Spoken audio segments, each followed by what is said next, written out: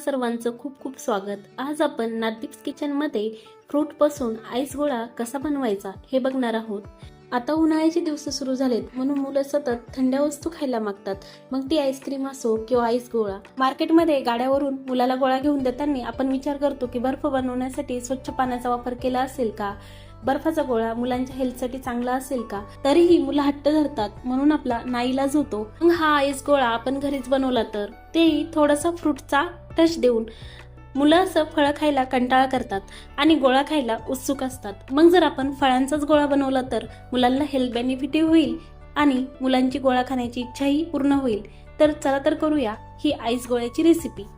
अशाच नवनवीन रेसिपी पाहण्यासाठी नादीप्स किचनला सबस्क्राईब करून सोबत बेल आयकॉनवर क्लिक करा। आईस गोळा करायला फार सोपा आहे। त्यासाठी मी इथे गॅसवर पातेलं तापायला मांडून त्यामध्ये 2 ग्लास पाणी टाकत आहे। 2 ग्लास पाण्यामध्ये जवळपास 10-12 आईस गोळे सहज होतात। सोबतच यामध्ये टाकत आहे पाऊण वाटी शुगर। साखर तुम्ही तुमच्या आवडीनुसार टाकू शकता, गोडाच्या प्रमाणानुसार कमी जास्त करू शकता। तसंही फ्रूट मध्ये सुद्धा थोडा गोडवा असतो, त्यामुळे इथे साखर तुम्ही कमी टाकली तरी चालेल।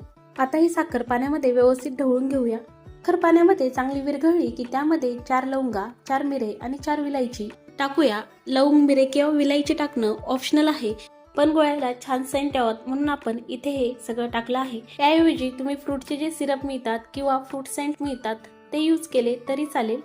आता याला चांगली उकळी काढूया। आपल्याला फार असा जामुनच्या किंवा जिलेबीच्या पाकासारखा घट्ट पाक बनवायचा नाही।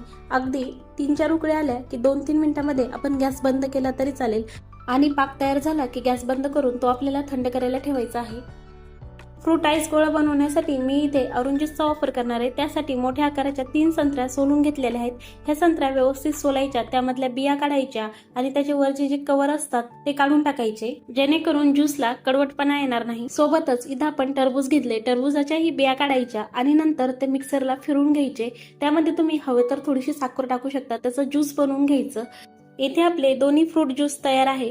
या व्यतिरिक्तही तुम्हाला जे फ्रूट आवडतील त्याचे तुम्ही ज्यूस करून इथे वापरू शकता, जसे की डाळिंब, काळे द्राक्षे, हिरवे द्राक्षे, स्ट्रॉबेरी, बेरी, या पद्धतीचे कुठलेही फ्रूट जे तुम्हाला आवडतात ते तुम्ही इथे वापरू शकता।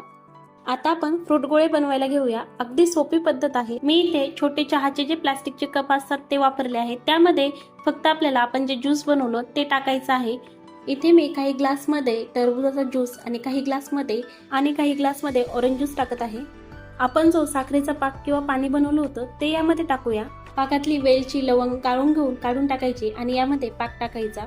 तुम्हाला असा प्रश्न पडू शकतो की आपण ज्यूस मध्ये साखर टाकून डायरेक्ट गोळे तयार केले तर पाक बनवायची काय गरज आहे। पण पाक हा गोळ्याला चिकटपणा आणतो, बर्फ लवकर जमायला मदत करतो, त्याचसोबत पाकाचा गोडवा त्यामध्ये खूप छान लागतो। त्यामुळे पाक करूनच गोळे बनवायचे। आता हे गोळे आपण 5 ते 6 तास फ्रीजर मध्ये ठेवणार आहोत, जेणेकरून ते सेट होतील।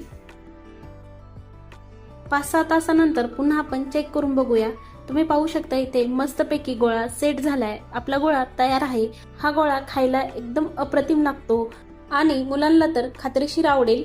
आपण हा फ्रूटचा आईस गोळा बनवला, पण जर तुम्हाला साधा आईस गोळा बनवायचा असेल तर आपण जो साखरेचा पाक केला होता त्यामध्ये तुम्ही फ्रूट कलर ऍड करून त्याचा गोळा बनवू शकता।